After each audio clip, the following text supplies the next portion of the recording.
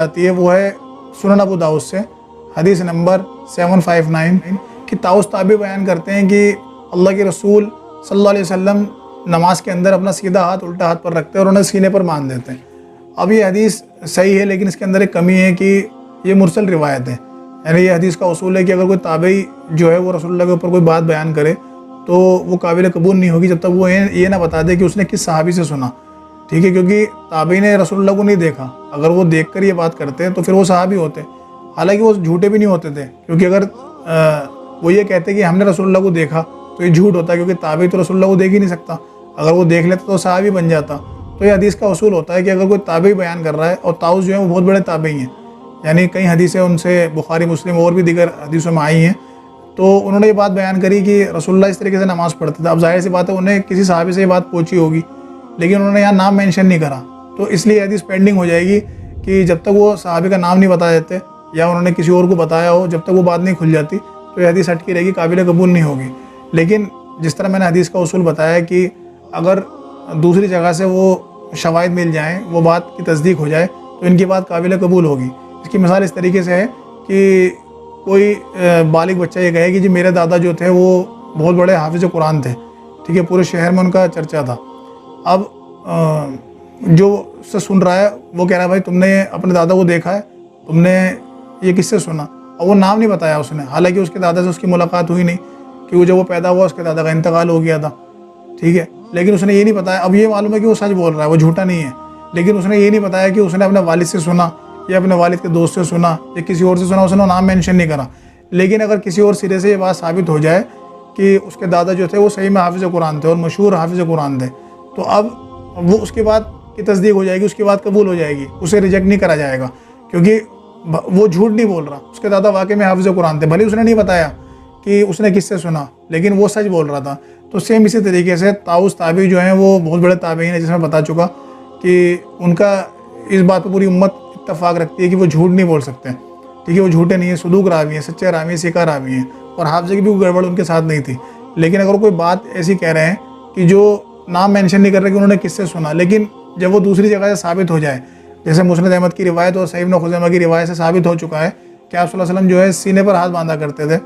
تو یہ معلوم پڑا کہ صحابہ کے اندر یہ رواج تھا کہ وہ سینے پر ہاتھ باندھا کرتے تھے، تو طاؤس تابعی نے وہ عمل دیکھا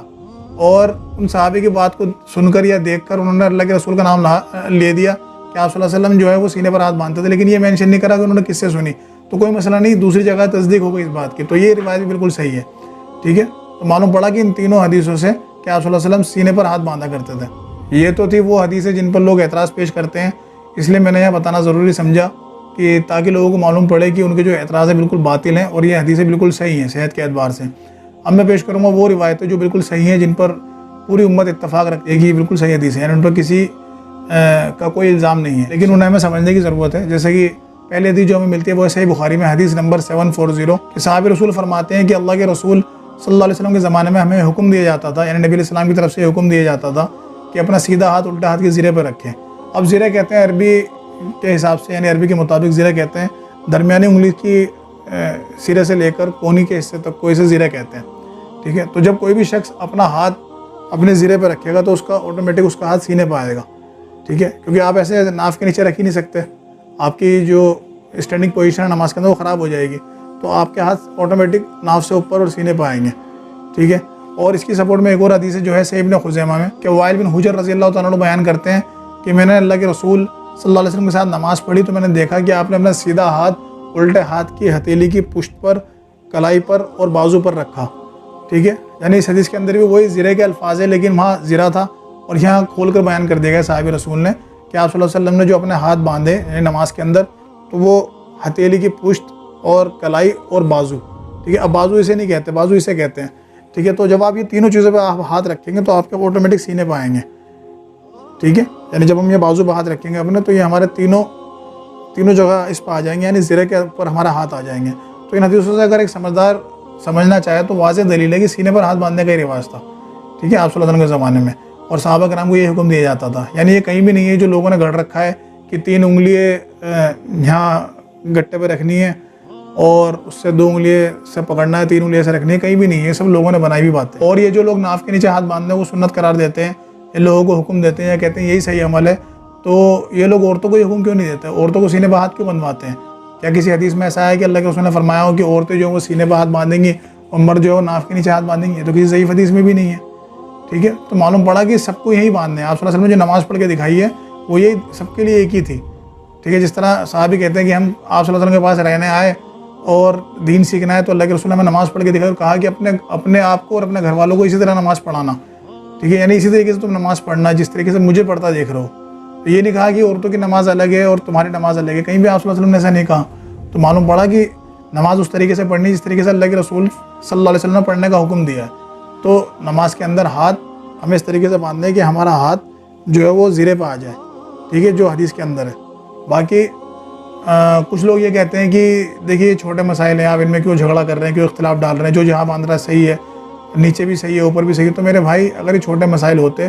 تو آپ لوگ کبھی ایسا کریں نا کہ جو ناف کے نیچے باندھتے ہیں ان سے کہیں کہ سینے پر باندھ لیا کریں. جب یہ چھوٹے مسائل ہیں تو آپ کبھی سنت پر عمل کرا کریں نا. ٹھیک ہے، اس طریقے سے آپ رفع الیدین کے بارے میں کہتے ہیں کہ کرنا بھی صحیح نہ کرنا بھی صحیح ہے. تو جو نہیں کرتے وہ کبھی کرنا شروع کیوں نہیں کرتے؟ جب یہ چھوٹی باتیں تو ان پر عمل کریں نا تو کبھی بھی نہیں کریں گے وہ، کیونکہ وہ جانتے ہیں کہ ان کا جو فرقہ ہے وہ پھر غلط ثابت ہو جائے گا. تو فرقہ پرستی چھوڑ دیں میرے بھائی، فرقہ پرستی اسلام میں نہیں ہے، یہ حرام ہے. سب مسلمان بنے اور جو تعلیم اللہ کے رسول صلی اللہ علیہ وسلم سے مل جائے اس پہ عمل کریں. تو اللہ تعالیٰ سے دعا ہے کہ ہمیں حق بات کہنے سننے اور عمل کرنے کی توفیق عطا فرمائے. آمین. وآخر الدعوانا الحمدللہ رب العالمین. لوگ تم سے پوچھتے ہیں کہ اللہ کی راہ میں کس طرح کا مال خرچ کریں. کہہ دو کہ جو چاہو خرچ کرو، لیکن